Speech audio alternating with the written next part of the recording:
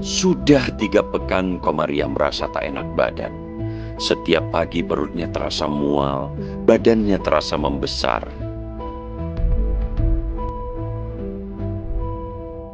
Sudah 2 bulan terakhir dia tidak mengalami menstruasi. Di kehamilannya yang ketiga ini, Komaria memang merasakan mual muntah yang hebat. Lebih hebat dari kehamilan pertama dan keduanya. Lantaran tak kuasa menahan rasa mual, tanpa pikir panjang, Komaria melontarkan kalimat yang dianggap merugikannya. Ya berangkat jarah, terus kan waktu ngidam itu sakit sampai hamil 7 bulan. Terus saya jarah, terus niat dalam hati kalau hamil gitu. Kalau nggak hamil hilang. Ya cuma nyesel aja nangis bilang jarah waktu bilang itu.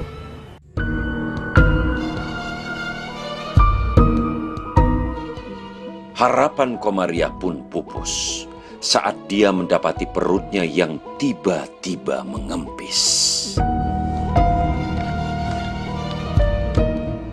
Ya pulang sekitar jam 3, jam 5-an bangun, ya perut udah kempes gitu. Nggak ada. Terus diurut ke nenek itu, kan nenek praji ya. Iya kata nenek juga hilang, ini mah nggak ada. Ya kempes nggak apa-apa sih, cuma kempes doang, nggak sakit nggak apa gitu. Terus juga tanya, keguguran apa enggak keguguran, ya udahlah, bilang aja kata dokter juga, bilang gitu.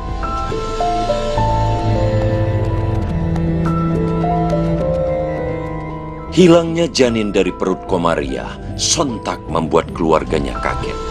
7 bulan mah memang adi urut kumiti sabulan 2 bulan 3 bulan ge bagus aya bae.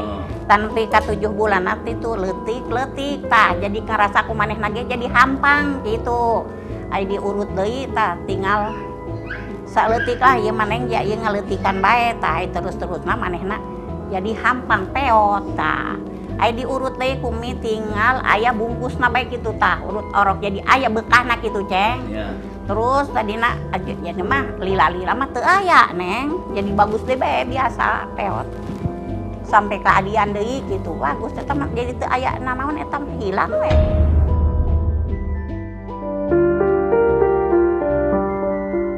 Kasus janin hilang dalam kandungan memang menjadi fenomena yang misterius di tengah-tengah masyarakat.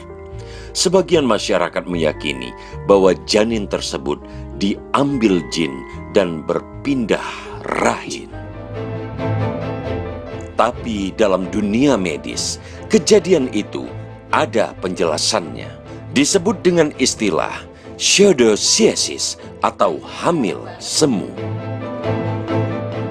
Jadi itu istilah awamnya adalah kehamilan palsu. Kalau istilah medisnya pseudocyesis. Sebetulnya pengertian seperti ini memang dari dulu juga udah ada. Karena pada dasarnya orang itu mungkin sangat menginginkan kehamilan. Lalu dia merasakan tanda-tanda seperti orang hamil pada umumnya. Contoh, dia merasakan aku terlambat haid. Berarti aku hamil. Kedua, dia merasakan mual nih, ngidam.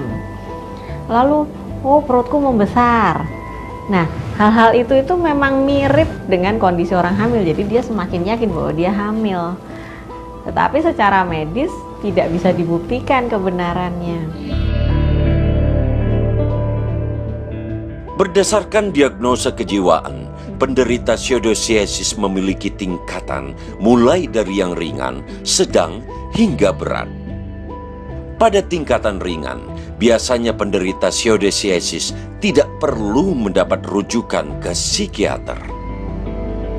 Apalagi ada itu kasus pasien saya itu tahun lalu yang 2 orang malah menuduh dokternya bersekongkol. Ini memang dokternya tidak betul. Dia memang ada masalah dengan saya gitu. Dia memang tidak suka saya hamil gitu. Itu ya dalam tanda kutip. Artinya dia sudah berpikir tidak rasional.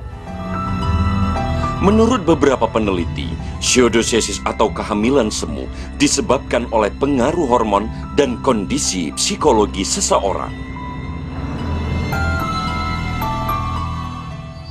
Tempat yang mengatur hormon yang mempengaruhi haid itu ada di otak. biasanya dikenal dengan bagian hipotalamus. Kebetulan banget hipotalamus itu berdekatan dengan pusat pengatur emosi pusat pengatur emosi pada manusia. Jadi kalau misalnya dalam keadaan tertekan sekali atau faktor psikologisnya begitu mendominasi, haid itu bisa tertunda. Contoh sederhana, kita mau menghadapi ujian, stres, mensnya mundur, itu bisa terjadi. Terus orang dalam keadaan depresi berat, orang-orang di kamp konsentrasi itu bisa-bisa juga tidak mengalami haid. Nah, perempuan dalam keadaan misalnya sangat-sangat menginginkan kehamilan, misalnya perkawinannya terancam kalau tidak punya anak atau segala macam, itu kan depresi berat ya. Jadi akhirnya bisa terjadi, wah terlambat haidnya. Lalu itu dianggap hamil. Walaupun termasuk kasus langka, pseudocyesis sudah terjadi sejak zaman dahulu pada 300 tahun sebelum Masehi. Filsuf Yunani kuno Hippocrates pernah menyebutkan ada 12 perempuan yang percaya bahwa mereka sedang hamil. Dan itulah tugas psikiater, bagaimana memberikan edukasi kepada dia bahwa sebenarnya itu bukan kehamilan yang benar-benar hamil. Itulah yang dinyatakan bahwa itu kehamilan palsu atau pseudocyesis tadi.